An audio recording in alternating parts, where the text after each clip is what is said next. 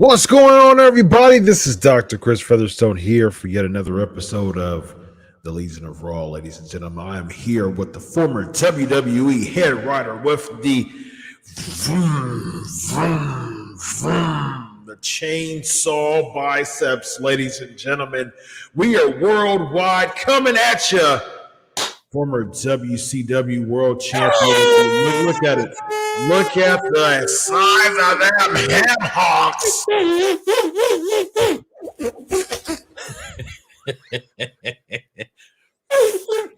Vince Russo, how are you tonight, my man?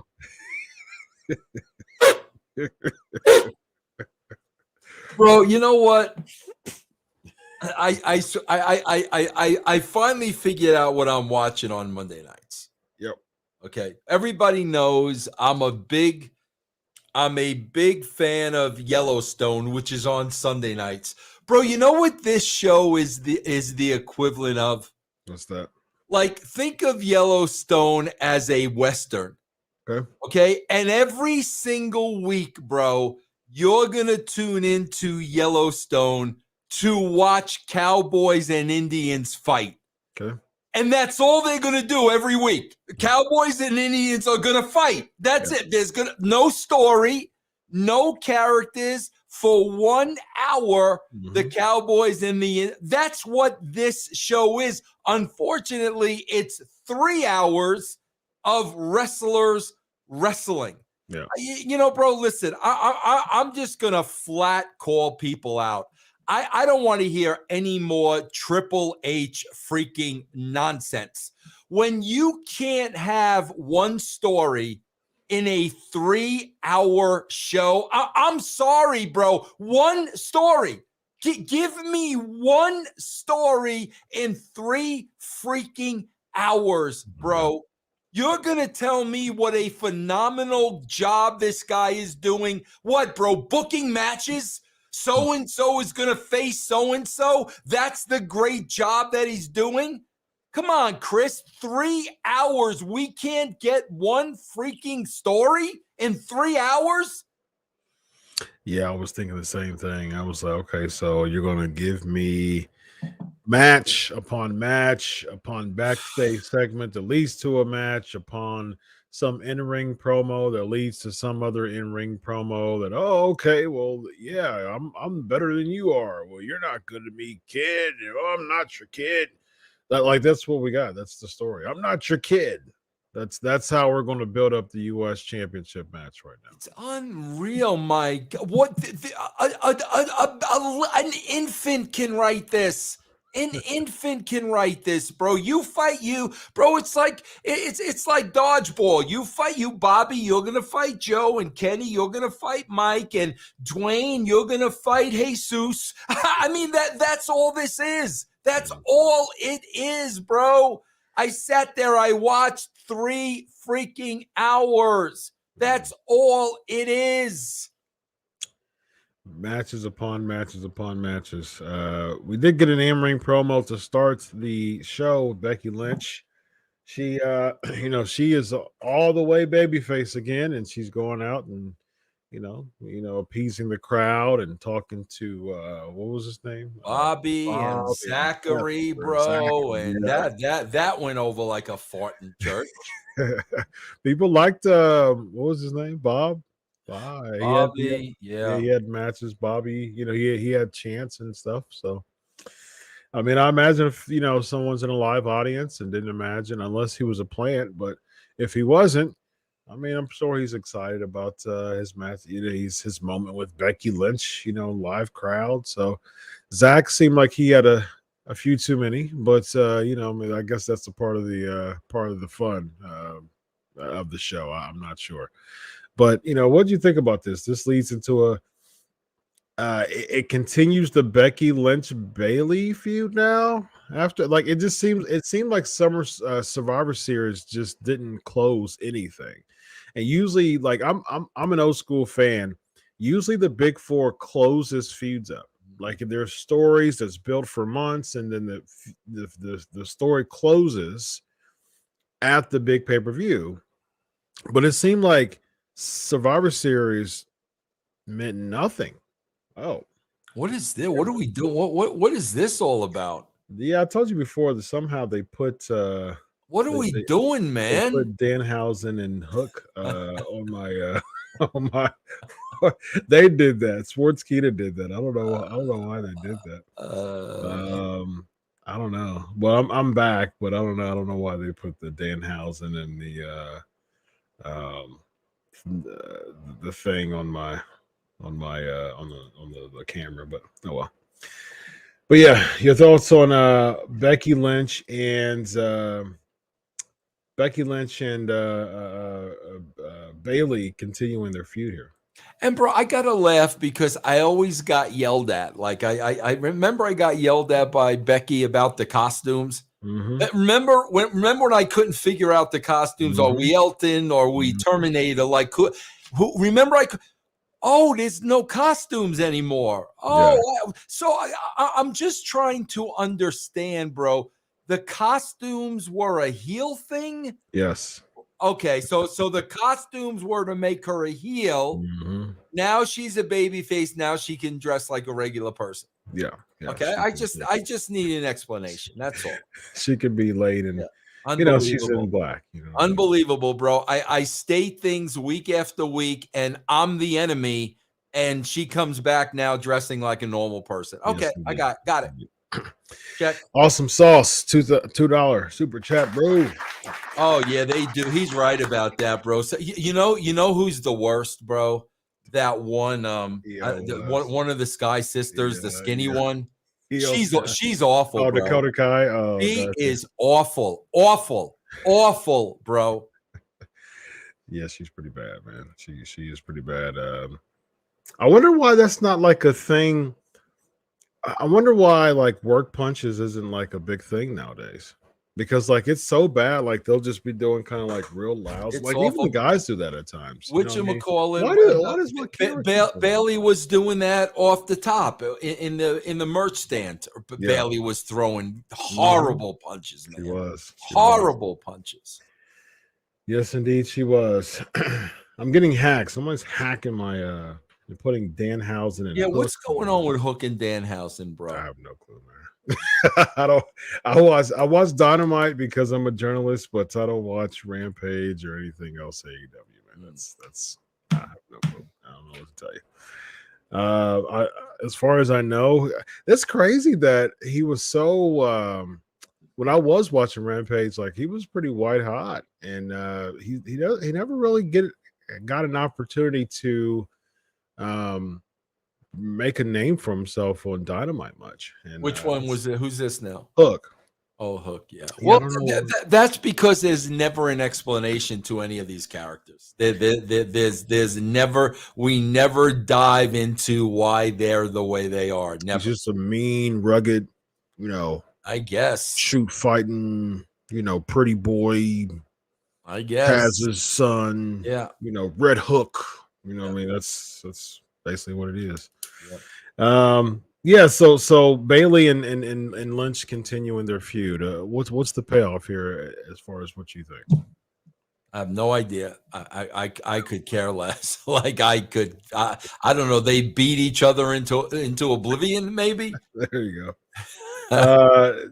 Becky gets cornered by Dakota Kai and Io Sky, as you would say, the Sky Sisters. Yeah.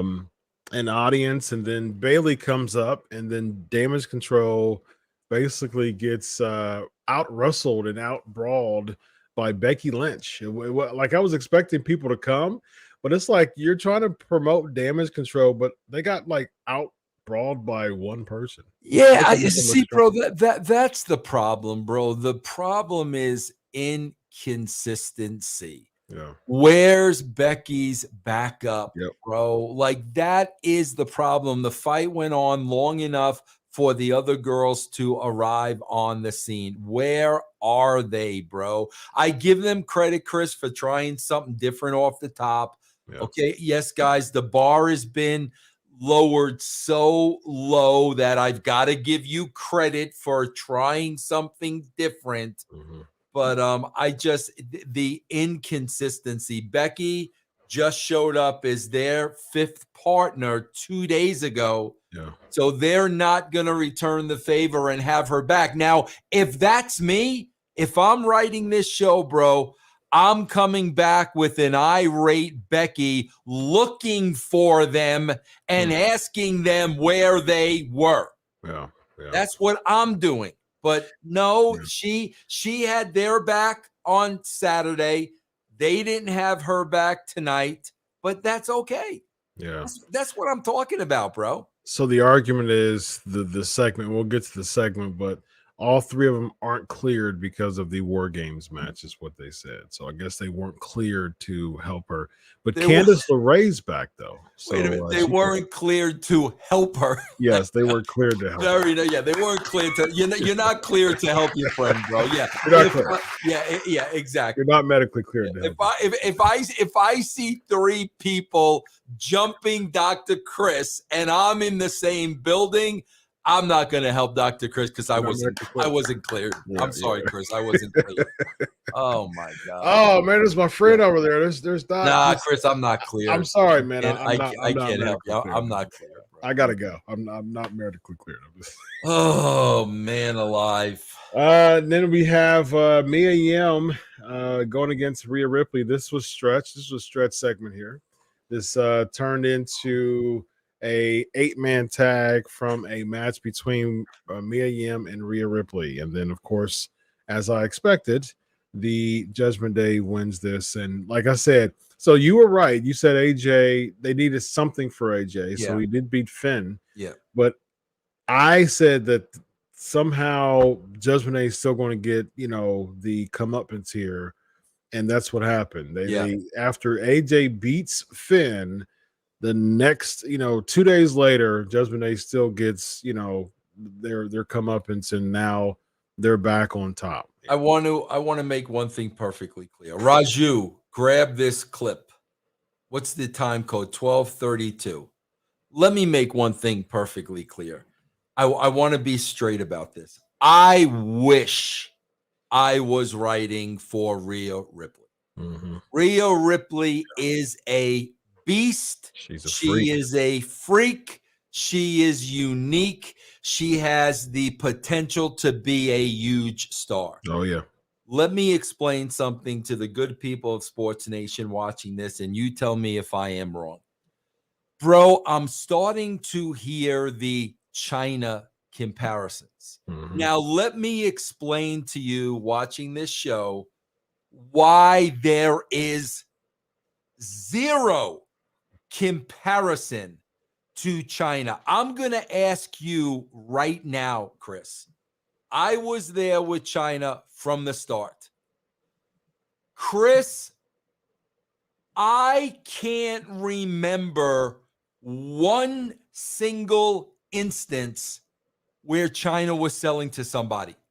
Not one. I can't remember. I can't remember in my mind watching China sell. Hook, what's going on over here, bro? I don't know, man. I can't remember China selling. She definitely wasn't going to sell to a female. Yeah. Definitely. My point is, bro, don't compare Rhea Ripley to China when she is selling to women she should be beating handily every week. We saw her sell to Oscar last week for 10 minutes. We saw her sell here to me for 10 minutes. Yeah. Bro, when a talent like this comes along, they can't just be another wrestler on the roster. You've got to protect them, bro. Yep. You got to protect them. She's selling as much as Mia Yim in this match, bro. Yeah. I don't get it. I don't understand. Like, she is head, other than Bianca Belair, she's head and shoulders above all of the women's division. Like there shouldn't be any type of comparison. Like, why are you going back and forth with people half your size here? And to your point of China, I can't, she was feuding with Mark Henry and Jeff Jarrett, you know what I mean? Like, and Triple H, you know, she had a match with her, Chris Jericho, Bob Holly, you know what I mean? So there was many people that she was going against in the men's department because she was just head and shoulders above every female that was there because she was the the eighth wonder of the or the ninth wonder of the world. So to your point, if they want to have that comparison, there shouldn't be like, okay, well, Rhea Ripley's going to slam Luke Gallows. Well, then Mia Yim's going to slam Finn Balor. Like, why is there? Why did she even do that? She was just, they want to show how strong Mia Yim was, but Finn Balor's half the size of Luke Gallows. Why would you even make that comparison of her slamming? Oh, you're going to slam Luke Gallows. Well, I'm going to slam Finn Balor. Let me one up you here. I don't know. All I do know is, bro, when somebody special comes along, you know it, and you treat them specially. You don't treat them like everybody else. They're treating her like everybody else. Yeah, bro. They are. They are.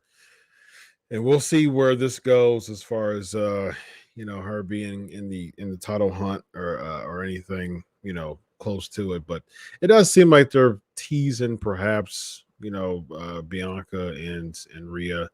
But until then, she's going to be going back and forth and slam one-ups with Mia Yim, man. I don't get it, bro. A slam competition. Yeah. I guess Finn Balor weighs about 400 pounds in someone's mind. So instead of slamming Damian Priest, which it would make more sense if she slammed Damian Priest, right? Because Damian Priest is of similar size. She's like, oh, okay, I see that you slammed Luke Gallows. Let me one up you real quick. Come here, Finn. Let me next we have Bloodline cutting an in-ring promo, interrupted by Kevin Owens, and Kevin Owens doesn't care about Sami Zayn anymore. Basically, Sami is dead to him.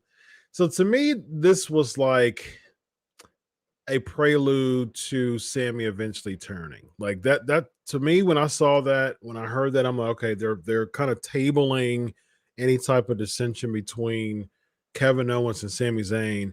And it's weird because it's a little weak booked, because it was like Sami Zayn blowed Kevin Owens, gave him the haluva kick, helped the bloodline, basically betrayed his friend. And so his comeback was, you know what, Sami, we've been doing this for 20 years. I've done that to you too. So I'm basically done with you now. Who does that? Like, oh, you got me. I don't understand that. That doesn't really help Kevin Owens' character and make him strong. I know why they did it, to basically put a pause button to eventually Sami aligning with Kevin Owens. But to me, that could have been booked much better than just Kevin saying, you got me. I don't understand that. I don't understand it either, especially since he's the prize fighter and the tough guy and the this and the that. Like, I don't get that. I don't get it. Got some super chats. SK Nation coming through. Awesome sauce, $5. Kevin Owens, you're right. Nothing to do with Sami yet. Interrupted him and cut a 5-minute promo. See, we got a very smart audience, bro. We've got very smart audience. They see your television viewers, bro. You see, like, this doesn't make any sense. Yeah. Good point there. Awesome sauce. Like, I don't care anything. Like, if you were dead to me, you'd be dead to me. Like, I wouldn't spend 5 minutes. Well, but you got to let the person know that he's dead to you. You got to let him know first, Chris. How else is he going to know he's dead to you if you don't tell him? You got to tell him. I'll show him. Now I know. Okay. I'll show him. I'll show him he's dead to me. I won't spend like if Vince Russo was dead to me, I wouldn't spend 5 minutes explaining why. Like that's more time than I should be giving of why you're dead to me. Yeah. Joseph with the $4.99 super chat, bro. The Miz is dead in the water. He needs to complete overhaul. And for God's I sakes, agree, babe. I can't agree, make Joe. his offense. Can he make his offense look like it actually hurts for once? I hear you, Gonzo. I've been saying that for years. Stale, old, and tired, bro. Yeah. Stale, old, and tired, and making a hell of a lot of money being stale, old, and tired, bro. Yeah. If there's anybody who should wear the GLH shirt, that's we need to actually make the good little hand shirt. Yeah, He- GLH. yeah. He's in the GLH club as the Miz, man. He's definitely a good little hand. And every now and then they'll peek him up and say, "Hey, we'll throw a belt on you for a hot second to be a transitional champion." And well, job well done, Miz. We'll make you world champion. Yeah. So other than that, Yep. he's a good little hand, Vince. Yep. He's a good That's little it, hand. man. That's it. We get Riddle and Elias and a bloodline backstage. So this is the next tag team feud, Vince. Yeah. It is time. It is time for Joey. Time out! Time out! Time out, Joey! Time out, Joey! Chris, bro, I don't know who these producers are. I don't know who they are. I don't know who's producing what segments, but I have to ask the question. I'm assuming these people were at one time like in the wrestling business or understand or know. I'm assuming that.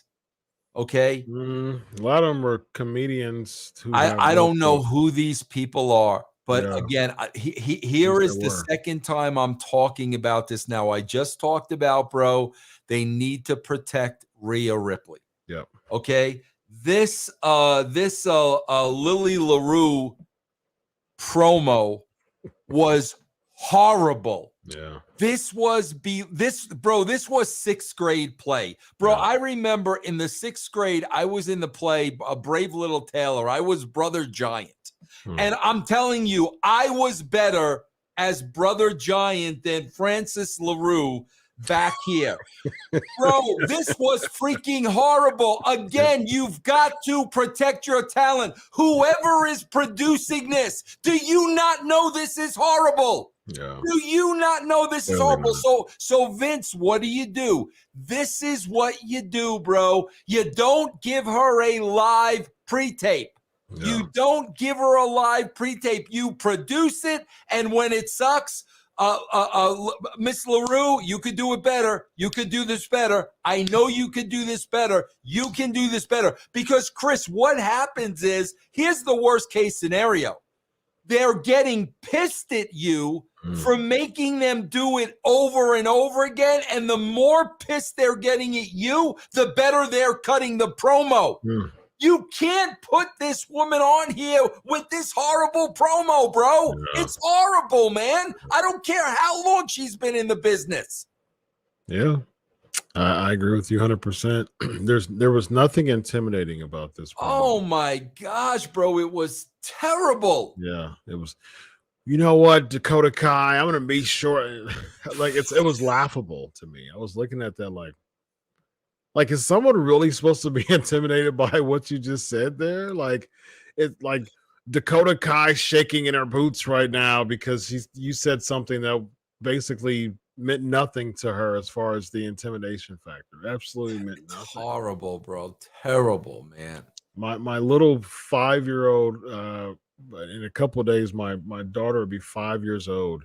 I don't think she'd be intimidated by Candice LaRue's.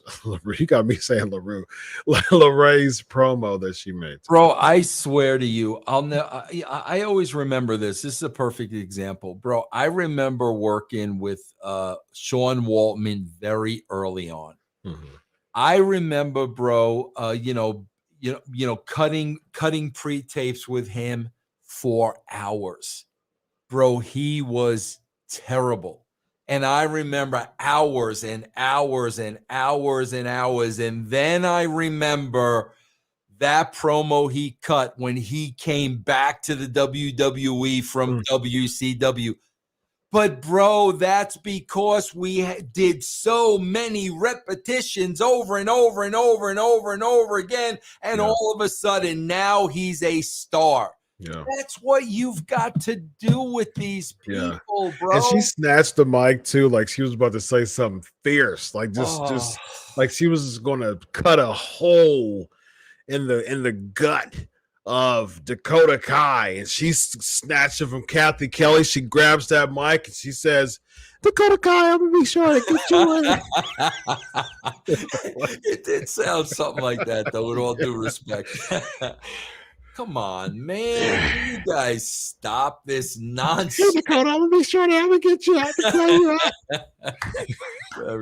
Oh my gosh. I'm sorry, bro. You're on TV. It's horrible. Yeah, it was bad. Next we have the Street Profits and Alpha Academy cutting a promo because of their Street Profits that was a way to return them. They're returning, and of course the good little hands, the GLH.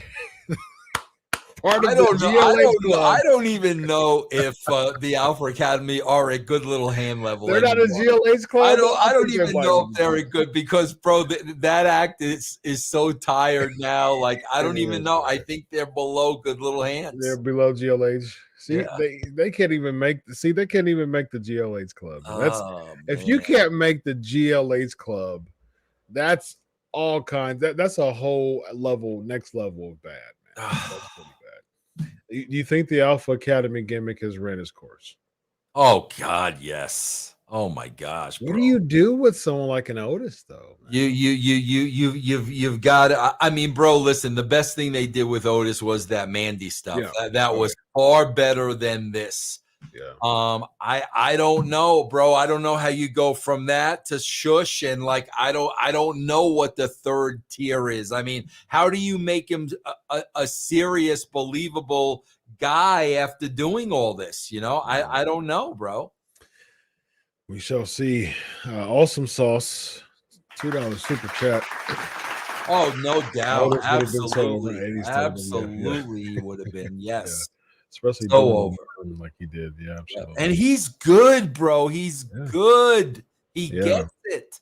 Very good actor. I think this heel thing really restricts and confines his creative. I agree, bro. I agree. Bro, you know what it's like? It's like, seriously, imagine Chris Farley being a serious actor. Right. Why would you do that? You look at the guy and you laugh. Yeah. Why would you want to make him serious? You look at him and you laugh. Yep. I agree 100%. And Chris Farley's my all-time favorite actor. And I've seen every Chris Farley movie. And he's like, if that's his lane, make him stay in his lane. Right. You know what I mean? Like Tommy Boy, Black Sheep, Beverly Hills Ninja. You know what I mean? Almost Heroes. Okay. Who's doing that in the backstage, SK Nation? Who's doing that? Who's taking my camera away, ladies and gentlemen? But yeah, I mean, all the movies that he was in, you know, he was the resident funny slapstick big guy. You know what I mean? Fat guy in little coat, like that was him, man. Yep. And Matt Foley and all the skits and everything, man. It was just absolutely hilarious. So. Next we have Austin Theory cutting an he's serious now. He's cutting an in-ring promo. He's talking, he keeps saying the same thing over and over again every week. I'm not, the future anymore. I'm the now. And so Seth Rollins comes out in Becky Lynch's wardrobe there. Bro, seriously, come on now. What are we doing here? Like, bro, just come out in lingerie next week. Yeah. Like, seriously, just come out in lingerie. Like, what are we doing? What are we doing, bro? What are we doing? It's a celebration. Bro, guys, really think about this, bro. Think about this. 2 days ago, Seth Rollins, if this were real, 2 days ago, Seth Rollins lost the opportunity to be the U.S. champion again. Yeah. 2 days later, he comes out on Raw with the guy who walked out as the champion. Yeah. I'm just going to say it, bro. He comes out on Monday Night Raw wearing women's clothing. Yep. Let's just be honest. That was women's. Like, I don't. Is there a point to this somewhere?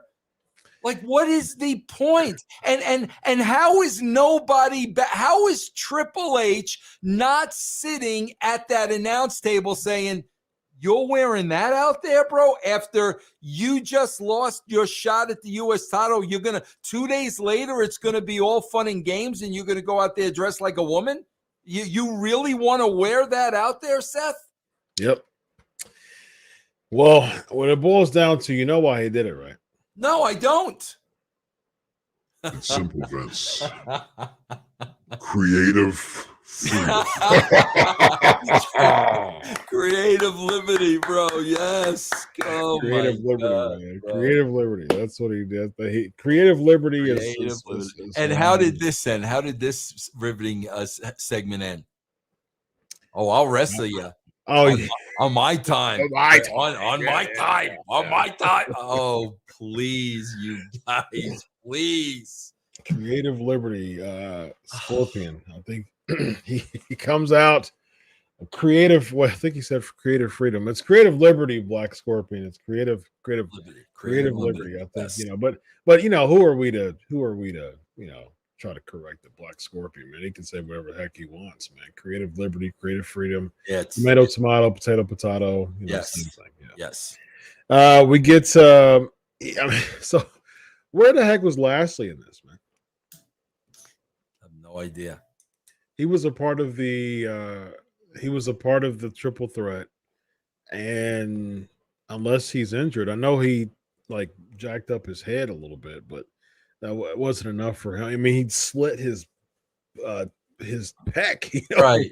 The other one, right. And I mean, he doesn't have to work. He could just be a presence on the show. Nobody's saying he's got to work a match. Exactly. Yeah. I don't know, bro. Yeah, those are the type of people that you need to keep showing and keep appearing and keep making, having that presence. Yep. And so it seems like they're pushing him aside to make it a one-on-one deal with Seth Lingerie against Austin Theory, man. So do you have Theory? So I guess Theory is going to beat Rollins to continue to make him over, but he won the U.S. Championship at the pay-per-view because he was just mad. But he somehow used his Money in the Bank case for nothing because he got the U.S. title anyways. Like, I was thinking that same thing. Why? Like, sense to me. Yeah, that all that made no sense. Bro. Why did he just keep the case and just get mad at Rollins and go for the title anyways? Yeah, like I don't understand that. It didn't make any sense. Yeah. Joseph 199 super chats. Has Ray Lingerie killed Seth's credibility? Man, Gonzo, this is wrestling, bro. So I wouldn't say like it killed his credibility, but you're asking at home, like, what are you doing? Like, why are you dressing in women's clothes? Are you trans? I mean, I don't, is that what he's trying? I don't know. That's the problem, bro. I shouldn't be Can you imagine, Chris, if you're watching, whether it be a drama or a thriller and you don't understand what's happening. Yeah. You don't know. You should not watch a television show and not understand the characters, the story, the plot. I don't understand his character. I don't get it. And this was like so over the top, bro. I don't know what in the world they're trying to do with Seth Rollins. I don't know. Like he goes through so many iterations of characters, man. I don't know which character is going to be the Hall of Fame. Bro, is it going to be the architect or the visionary or the revolutionary? Bro, I swear to God, I'm looking at this outfit and I'm thinking there are actually two things that I'm thinking of. Swear to God, two things. I'm thinking, number one, the only person who would have ever dressed like this because it fit his character was Goldust would have possibly wore this in the day. And here's the second thing I'm thinking of, bro. But his gimmick was androgynous. Right. That's what I'm saying. Yeah. Here's the second thing I'm thinking of.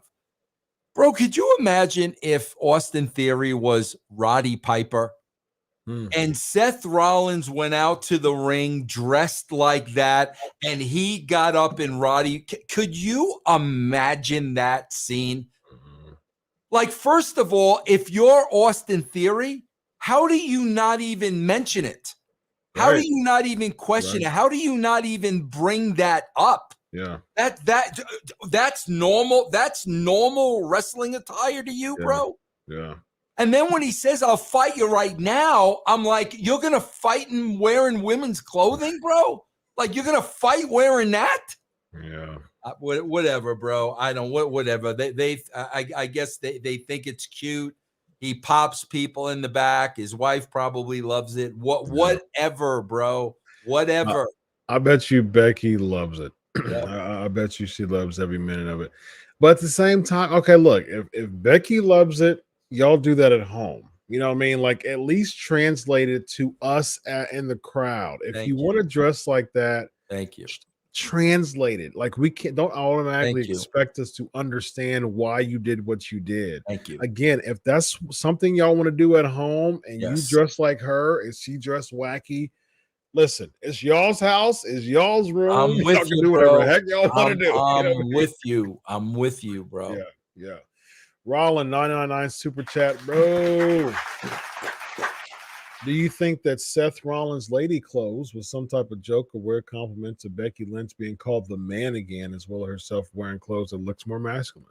Who know? Roland could be, bro. I mean, who know? I don't know. Like, I have no idea. There's got to be something behind it that we're not privy to, but we shouldn't have to be trying to guess. Mm-hmm. You know?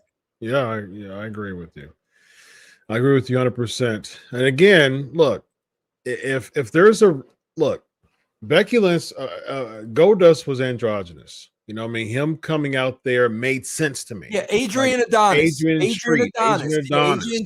Yes, we get that. Okay, right. I get it. And it worked for them. Yes. You know, coming out there was a part of their gimmick. Kwee, you know, back in WCW, you know what I mean? Like, Gorgeous George back in the day could have probably pulled that off. Yeah, absolutely. Yes. That was a part of their character. They were androgynous. It was a part, it created some type of layer. They seemed to be, you know, effeminate, but at the same time, it was a part of a masked, you know, appearance to basically stab you with a dagger because they were alluring because of the effeminate side to them. That was a part of their gimmick. Same thing with Goldust. He would allure, you know, his opponents, and then basically he'd get him. He stabbed him with a dagger, essentially. And so that was a part of their gimmick, and it worked for most of those people. We said, but you just coming out. Why? I mean, what are you supposed to be? What is it? How does this make sense to the revolutionary gimmick? That's what I don't understand. That's what confused me. How are you looking like a bad apple that, you know, supposed to have some type of dominating man's man character? You come out dressed like that. Again, if you know why, just tell me. You know what I mean? Like, I'm open to hear it. I swear to God, I literally have no clue to the point that I'm asking the question, bro. Like, did somebody dare you? Yeah. People saying Velveteen Dream. Perfect example. Did somebody dare you? Yeah, you would never wear this out. Oh, I wouldn't. Right. Oh, yeah, I bet I would. Yeah. What? Oh, wait, you made this for my wife and it's too big? Yeah. Why don't you wear it out there? I dare you. Right. You dare me? I double dog dare you. Like, seriously, bro. Come on, Seth. Use your creative liberty and go out there and do whatever the heck you want. Man, bro. Unreal, man. Yes, indeed, it is, man. We do the WWE Investigates segment. That's goes back to the Miz and Dexter Lumis to lead up to their match of why they're doing what they're doing with this whole Yeah. contract thing. Bro, speaking of why is Adam Pearce even on this show anymore? That was weird to Like, me. why is he on the? I mean, my God, bro, we've seen so many cutbacks in them saving money. Why is he on this show? And like he's an agent, so I mean, like if he wants to do agent work, that's cool. You know, what I mean, good for him. But at the same time, it's like to me, it's consistency. It's okay. So anybody, like every other week, people are assigning their own matches. Yes. Every other week, the Miz is bowing out of matches because he wants to. But now this week, though, is the one was like, oh, okay, well now I'm going to be. Bro, last week they let him pick his own opponent. Yeah, he picked his own. He picked opponent. Exactly. But no, not this week. No, this week you're. Yeah. This week I'm going to step in and be the authority role. But every other week, you all can just choose whatever matches you want.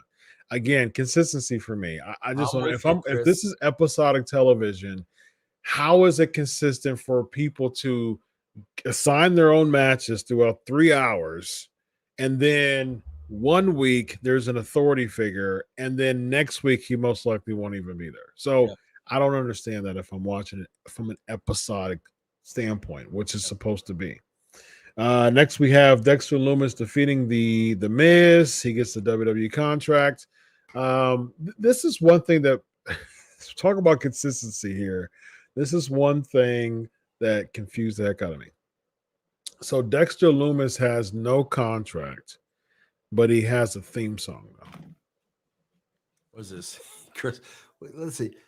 Dexter Lumis, music and entrance. Come on, guys. This guy's been jumping out of the crowd, breaking in houses, attacking people. He should have just come out to nothing. Nothing. Yes, nothing. Exactly. No lights, no video wall, no music. Yeah. I swear to God, bro, that would have been a Vince McMahon creative liberty. And I'm like, and I would have been, what?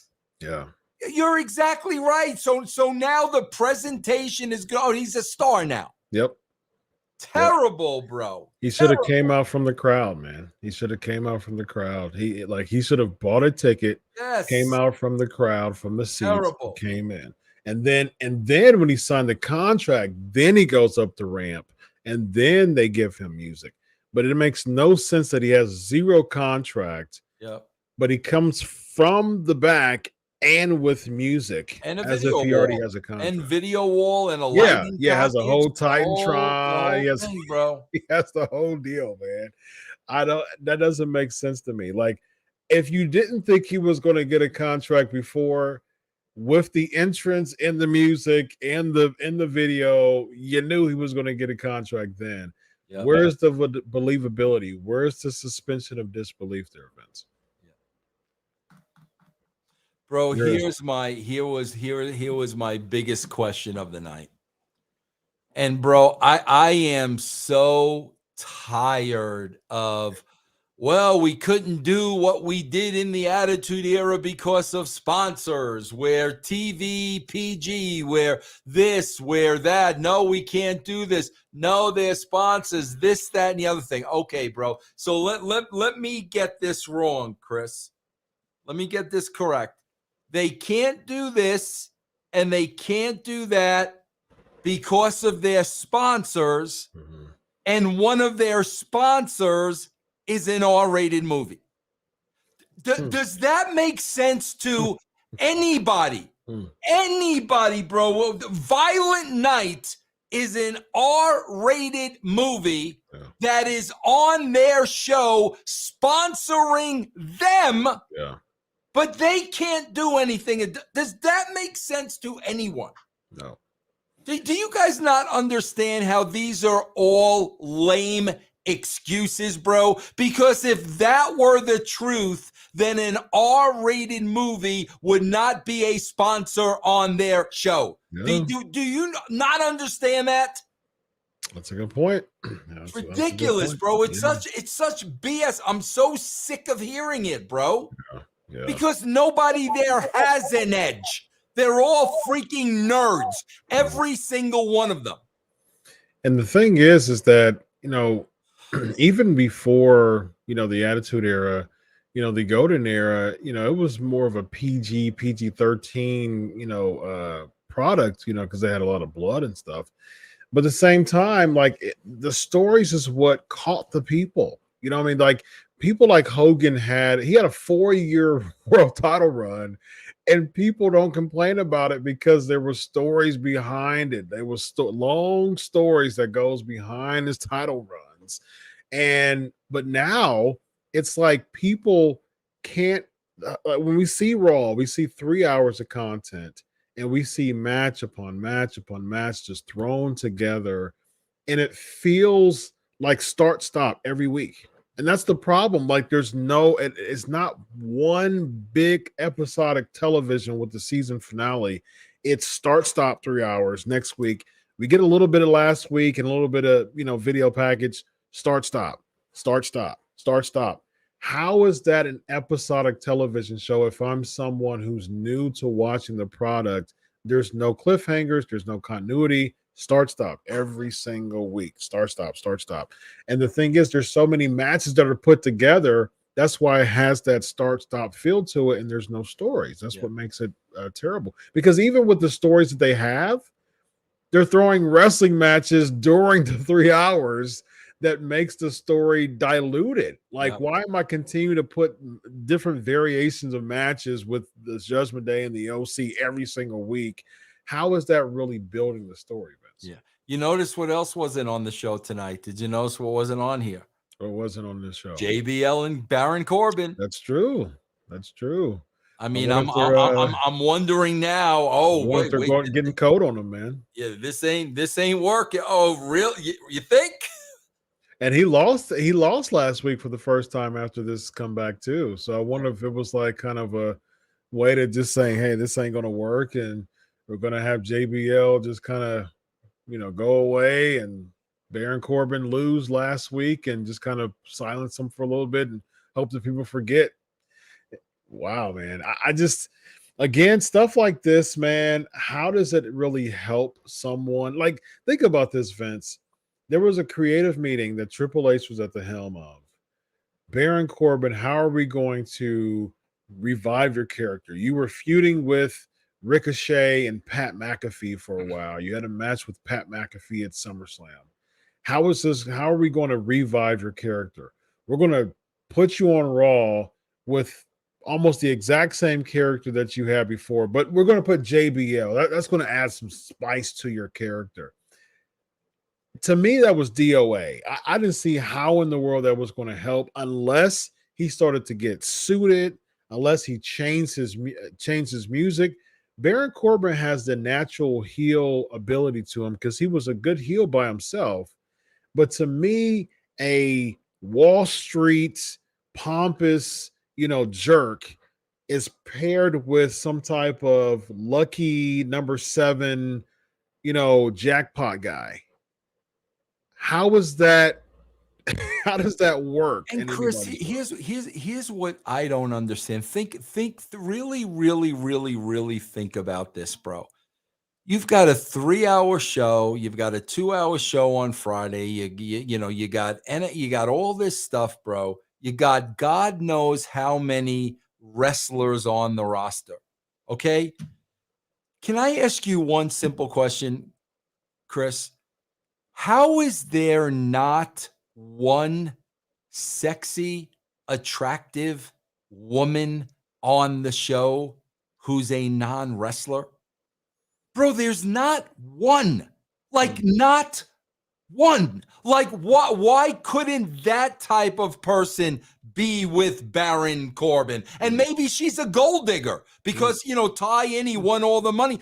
How could there not be one sexy, attractive female in 3 hours that is not a wrestler? How is that possible? Yeah, the gold digger gimmick actually is kind of cool to me. Like on Maximum Male Models, the manager there, very, very, foxy lady. And I think that she could be moved over to Raw for Baron Corbin. But you know who could do that though? Bring back Eva Marie. How about Oh you bring yeah, I back mean Eva Marie she'd and be have her? phenomenal, man. Yeah, yeah. She'd get him more heat than JBL. Oh yeah, absolutely, for sure. Because she's a heat magnet. I like we can't have attractive, pretty, sexy women on the show anymore. Is they're not allowed because of the rating? I don't get it, bro. It's a 3-hour show. Yeah.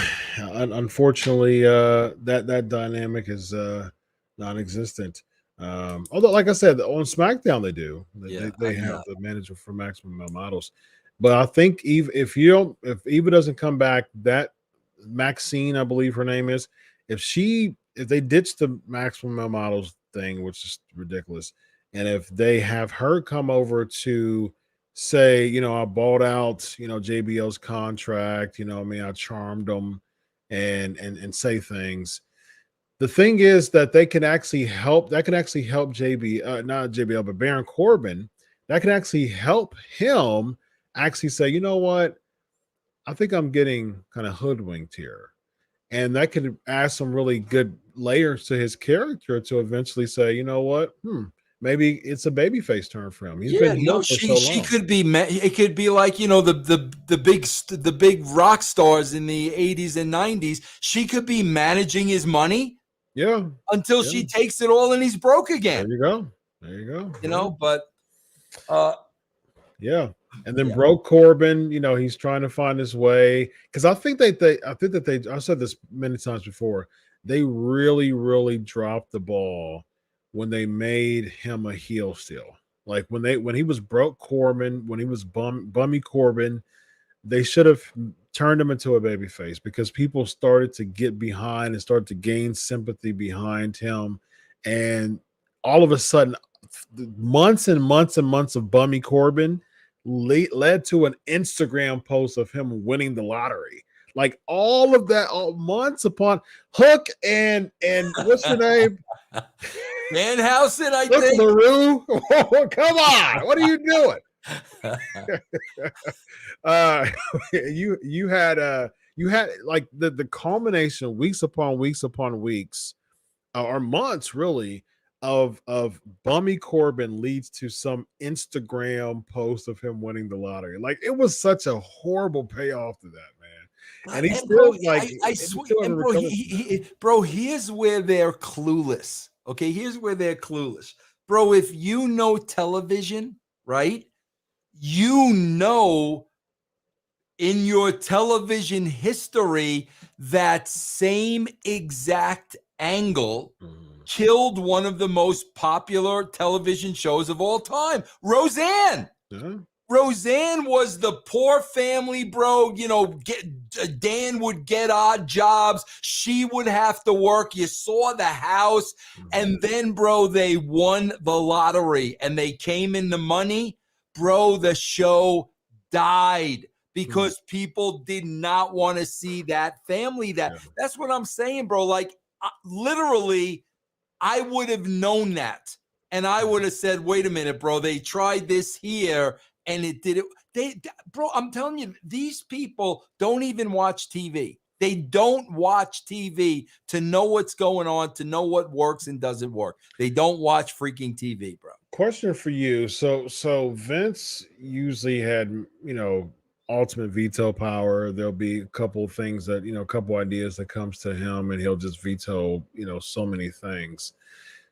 Do you think Triple H is the same way, or does he actually allow the freedom of the writers to really focus on the characters, or do you think he goes around and vetoes things?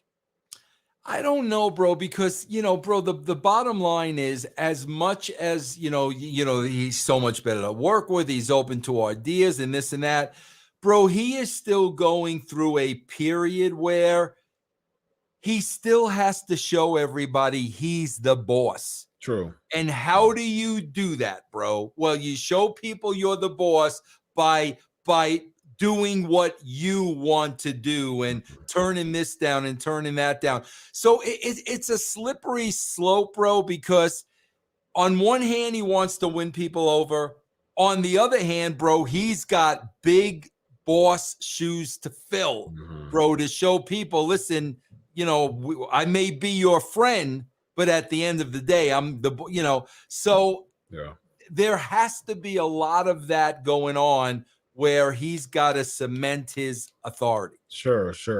And I think, I heard that there was as far as the backstage morale, I heard that it boosted up quite a bit because they don't feel like intimidated and afraid of Triple H.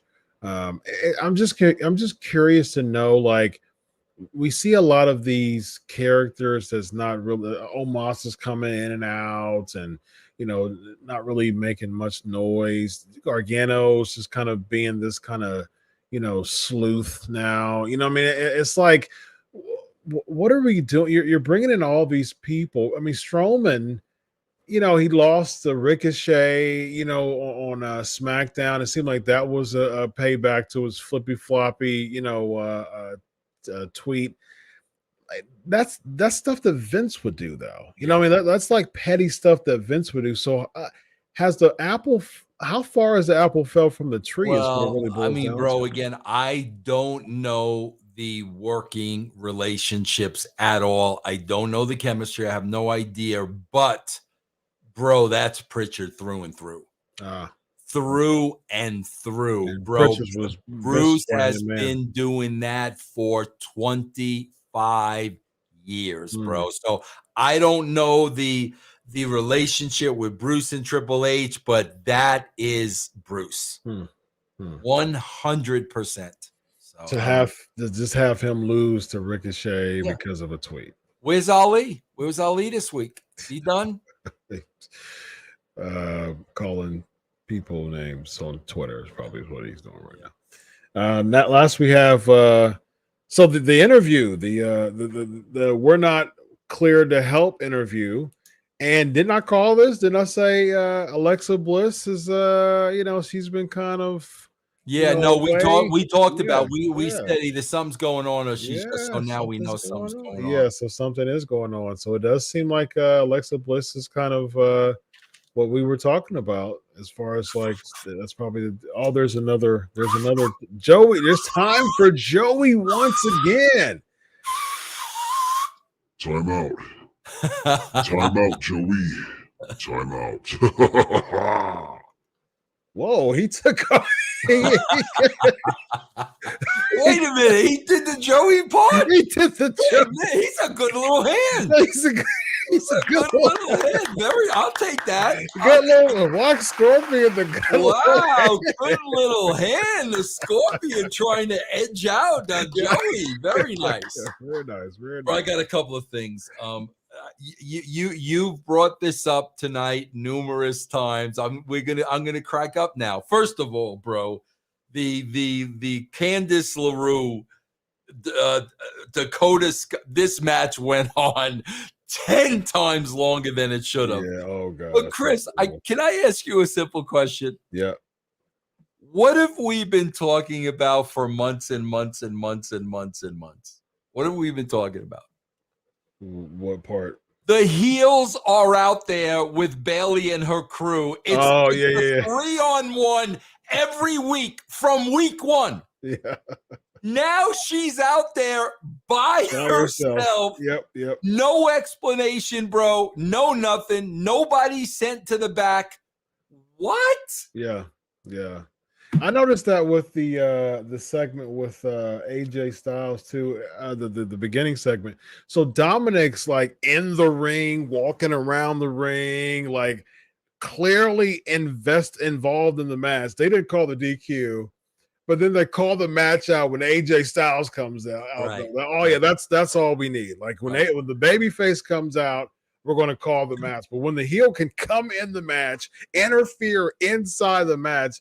Back in the day, it was like, okay, when you come in the match, when you come in the ring, it's a DQ. Right. But since he's a heel, he can come out by himself and be out there, doesn't have his manager's license, toots mont. Yeah. And then when AJ comes out, though, that's a whole different thing. And, bro, what did they do again? And, bro, we've pointed this out before. It may have been the Lalani Kai, Dakota Kai match. Mm-hmm. bro, it was one of the matches. What referee did they make look like an idiot again? Who was it? The African-American woman again, bro. Totally had her back to, I think LaRue was pinning Dakota Kai. And I'm like, bro, you can't keep doing this, bro. Yeah. You can't keep doing this. But again, I don't know. I don't know where the heels were. All of a sudden, we're not going to go out with each other anymore. Yeah. Kevin Owens and Jey Uso. He beats Jey Uso. To me, he's just an opportunity for him to beat Jey Uso in order to. I mean, they're going to do him and Reigns at the Royal Rumble, so he's just probably going to go through the bloodline. Owens and Reigns at the Royal Rumble. Mm-hmm. Oh my God, yep. Bro! I'm watching this match, and this was about 30 minutes. Like I think, bro. Yeah. Bro, how many kicks to the head? Like serious. Make the noise too. Like, bro, seriously? I swear to God, I wish it either. What do they call it? The training facility? What do they call that? The PC. I swear to God, bro, you know what they need to do with the PC? Honestly, they need to line everybody up. You got Shawn Michaels there. Mm-hmm. Okay, Shawn Michaels go down the line and shoot kick everybody in the face one time so they can see what that feels like. Yeah. Bro, there were at least between the two of them at least 10 to 12 kicks to the face. Bro, that should finish you. Kicking somebody in the face, you would be out. Yeah. Oh my God, how many freaking times, man. I never understood those no sells too much. He'll just do it. You'll make the sound like it's deadly. You'll make the sound and those my turn. And then they'll do the sound too, and it'll just be a bunch of like eating super kicks as if like they're like tickling. I don't understand. Oh my God, bro! It means nothing now. Yeah. It means absolutely zero, bro. Yes, indeed. Unfortunately, man. What doesn't mean zero is this guy right here from the Russos taking a deep sigh, man. He's taking a deep sigh because Raw is so just disappointing to him, man. But what's not disappointing is the Legion of Raw. We have a good time every week. And what's not disappointing is also channel attitude. Let them know, my man. Yeah, guys, you can go to channelattitude.com or russosbrand.com. I also have a Patreon, patreon.com/RussoTWC. And this is what you get, bro. You get the truth, man. I mean, I don't know what to tell you. I don't think it's asking too much to get one story in a 3-hour show. I really don't think that is asking too much. No, I agree. And bro, and there was a barn burner. I mean, I know the teams weren't good, the Steelers and the Colts. Mm-hmm. But I mean, when I saw that main event was 30 minutes, I went over to that game. It was 17-16. Yeah. So, I swear the Candice LaRue and Dakota, they were in the ring, and I'm like, who is watching this instead of Monday Night Football? Like who? Like where are they? I don't know. Let me ask my colleague who was watching. Yes, indeed. The great days of Toots. Oh, the great days of Toots, man. Indeed. Yeah, great man. Days of Toots. We're sorry. We want to apologize one more week. Another week, Toots. We're sorry. You spend so much time to promote the Capital Wrestling Federation and the Worldwide Wrestling Federation. You were the man. You had a collar and elbow. Look at you, man. You look like a walking collar and elbow tie-up, man. That's what you look like. And you had so much involvement, and this is what we get. We get Candice LaRue and Dakota Kai Sky. Bro, two other things I want to bring up. Absolutely. I know we got to go. Can Toots stay here? Or let Toots stay, because Toots would agree with me on both of these things. Okay. Here's number one. Please help me with this. Why do we have two announcers calling the play-by-play? I noticed that too. I don't understand. When did that happen? Yeah. When did that happen? They're both called, bro. You don't get that in any sport. There's a play-by-play guy and a color guy. Mm-hmm. They're both calling the play-by-play one right after the other. Corey goes in and out. He tries to do the heel color, and then he goes back in with Kevin Patrick. Like it's just kind of back and forth with him. Bro, here's another thing. We gotta start. We gotta start questioning some of these names of some of the moves. Yeah, we really have, bro. What is a fisherman's suplex? At what point did a fisherman do a suplex, and why? Like probably the hook, probably the hooking the leg is probably what the fisherman suplex is. Toots would know. I mean, he came up with a lot of these moves, so Toots would know the why. Collar and the elbow, we get that, bro. Yeah, we get the collar and the elbow. I got it, bro. Yeah, I got it. Yeah, indeed. Well, before we go, thank you, Toots, for being Toots. Rollins, my man, 1999. WWE risks exposing the woman with these futile feats of strength. Bianca Belair attempted to instantly break a kendo stick over her knee while standing up, and she failed.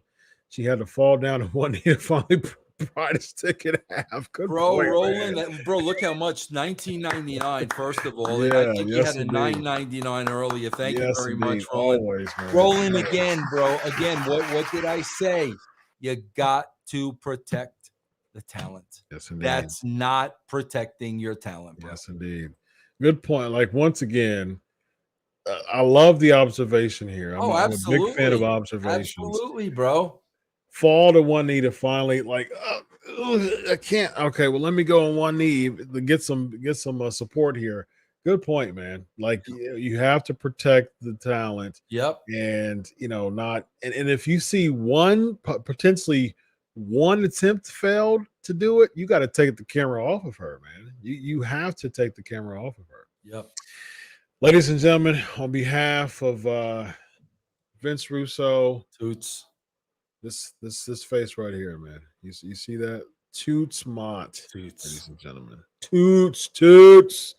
We're gonna keep them on here, man, because long gone on the days of Toots Mott booking. Now we have to deal with a bunch of super kicks and that aren't being sold at all, and failed attempts to pry kendo sticks. So that's what we've got to.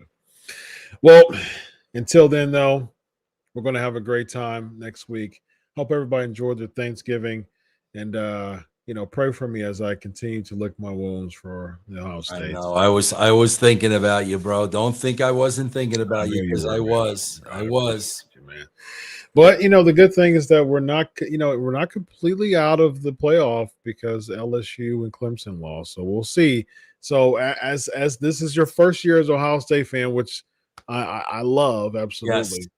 Yes. This coming weekend, Vince, you're gonna have to watch the TCU and Kansas State showdown, and also the USC and Utah game. So if USC or TCU loses, we're back in the playoffs. Oh, so only one of them have to lose. Only one. Very nice. Only one. So very nice. On behalf of Vince Russo and two spots, I'm Dr. Chris Featherstone. This is Legion Roll, everybody. Have a good night. Solo.